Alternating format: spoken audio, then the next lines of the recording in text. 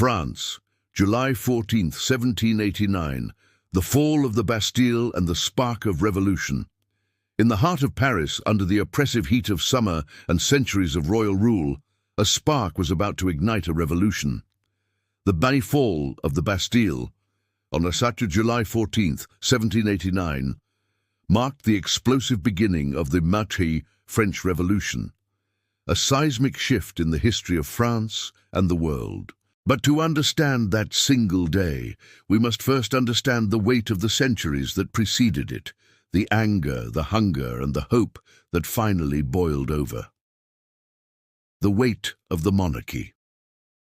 For centuries, France had been ruled by absolute monarchs who claimed divine right to their throne. At the time of the Revolution, King Louis XVI and Queen Marie Antoinette lived in extravagance at the Palace of Versailles, while the majority of their people, peasants, artisans, and the growing urban poor, struggled under immense taxes, famine, and injustice.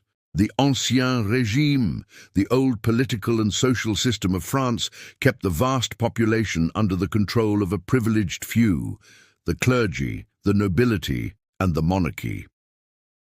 The economic crisis worsened in the 1780s. Poor harvests led to skyrocketing bread prices, the staple food for most French citizens. While the royal court threw lavish parties, commoners couldn't afford a loaf of bread. Tensions escalated. Enlightenment ideas, freedom, equality, popular sovereignty, circulated among intellectuals and the working class alike, planting the seeds of rebellion. The Estates General and the National Assembly.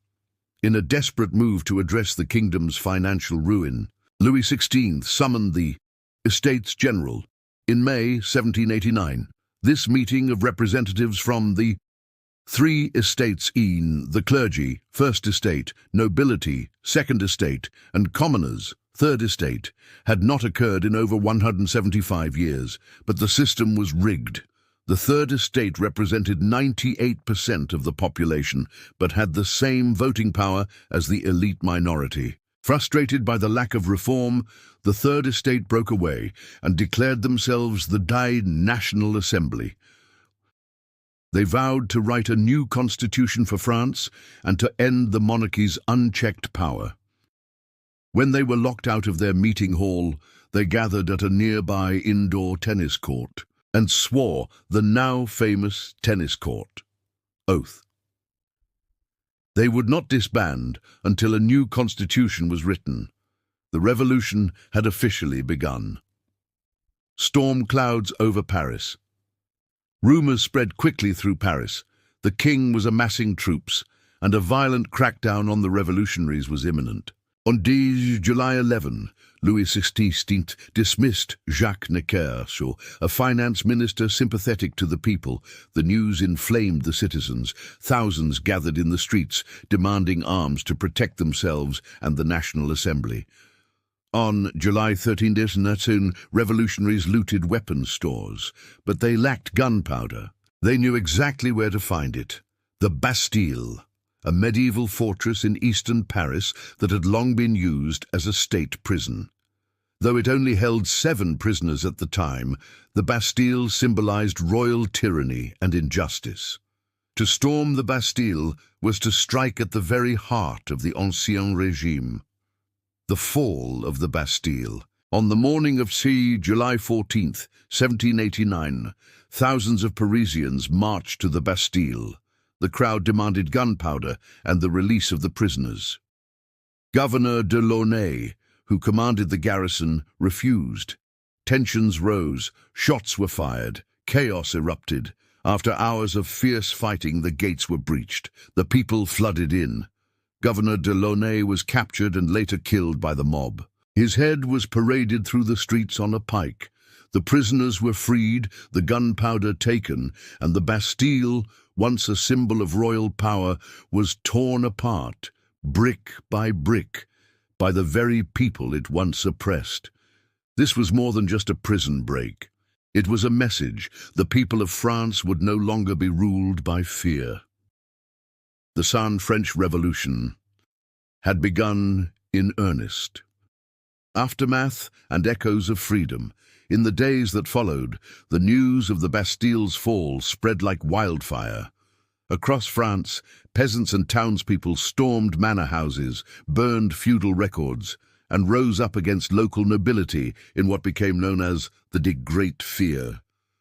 The monarchy tried to maintain control, but the tide had turned. By August 26, 1789, the National Assembly passed the set Declaration of the Rights of Man and of the Citizen. Inspired by Enlightenment ideals and the American Revolution, it declared that men are born and remain free and equal in rights. The old order was crumbling. Though King Louis XVI remained on the throne for a time, his fate was sealed. In 1793, both he and Marie Antoinette would be executed by guillotine. The revolution would spiral into a reign of terror and eventually lead to the rise of Napoleon Bonaparte. But it all began with a single day in July, the Bastille today. Today, the Bastille no longer stands. It was completely demolished by 1790, but its spirit lives on. July 14th is celebrated every year as Bastille Day, France's national holiday. Parades, fireworks, and public celebrations honor the birth of a new France, founded not on kings and castles, but on the will of the people. The fall of the Bastille remains one of history's most powerful symbols of rebellion, justice, and transformation. It was the moment a nation stood up and said, "Enough." A moment when bricks gave way to ideals, and a prison became a beacon of liberty, liberté, égalité, fraternité. What do you think would have happened if the Bastille had never fallen? Would France have changed forever? Let us know in the comments, and don't forget to like and subscribe for more epic history.